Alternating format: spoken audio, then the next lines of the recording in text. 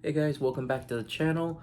Today I'm going to review a movie that I was a little bit confused what it was supposed to be. So, we have this movie here, Better Watch Out. Now I can't remember the movie I saw. I was watching a movie, they had the previews playing beforehand. It played a trailer for this one, and it was marketed as a horror comedy. So I was like, okay, so horror comedies on Christmas time. Sounds interesting. And essentially, what the trailer insinuates is you have this girl, Ashley, who is the babysitter, babysitting Lucas. And he has his friend over, and it takes place during the holiday season, and people try breaking into the house. So I thought the concept would be interesting of having someone as the sort of adult to handle things, where the kid is the one that knows the house and knows where things are at. I thought that sort of dynamic could have been interesting for this sort of a movie, but the marketing was just a little bit off. Or at least when I say marketing, I'm basing this off of the one trailer that I saw. Uh, After doing more research, this movie essentially flopped. It did not make its money back, based off of the box office results. And I want to explain why I thought the marketing was a little off with this one. So we see a little bit of the trailer that Lucas has sort of this tween crush on his babysitter.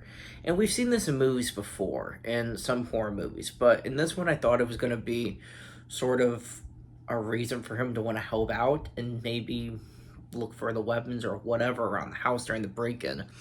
And so I thought that could have been an interesting dynamic as far as having contrast characters and sort of pitted into the same situation. What ends up happening throughout the movie, or at least about maybe halfway through, maybe it was closer than that, is you find out that the break-in and the robbery and everything, it's all staged. Ashley's looking around in his room. They hide in the closet. She's looking for anything to use as a weapon and sees this picture of Lucas and his family on Halloween and sees this certain Halloween mask that happens to be the same mask that the intruder is wearing. And so she then discovers it's his friend Garrett that is trying to stage this robbery so he can show her how manly he is.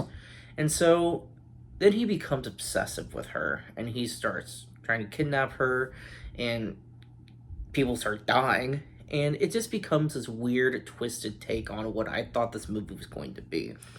Like I said, this is a marketed as a horror comedy.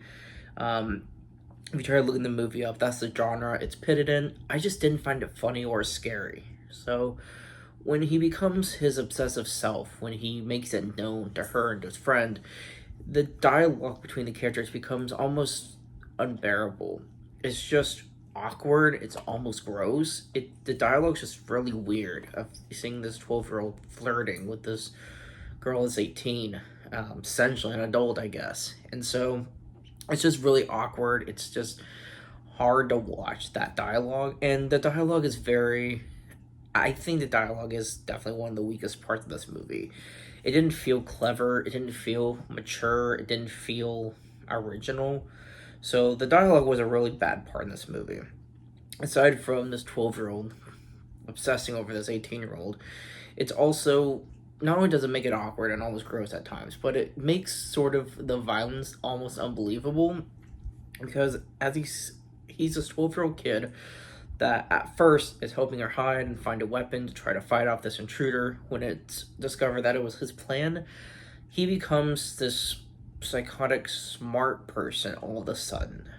He knows how to kill people easily. He knows how to wipe up the blood and all the cleaning supplies. It's something you would see in a horror movie with a bunch of adult characters doing. And here we see this 12-year-old doing the same stuff. So it was hard to follow at that point. I sort of lost interest. Now, as far as the base level entertaining side of this movie is, it's entertaining to an extent. It is violent at times.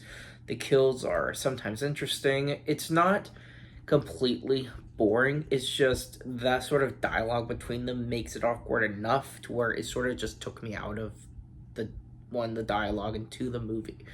So overall, would I call it a horror comedy? No, not really. It was an interesting watch, I guess.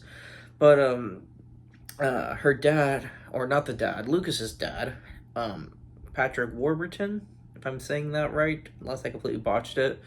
He gets about 2 minutes of screen time, and he's the funniest character in the movie. And so that's sort of my example of how the comedy really went downhill in this movie, because if the best moments are the side character from 2 minutes, there's not much else to give the viewers. And so it's almost, not only was it hard to watch the dialogue, but it was also becomes annoying in the end, because he starts killing pretty much everyone. Lucas does, and he's seems like he's going to get away with everything. And so at the very end, we finally see a glimpse that someone did in fact survive.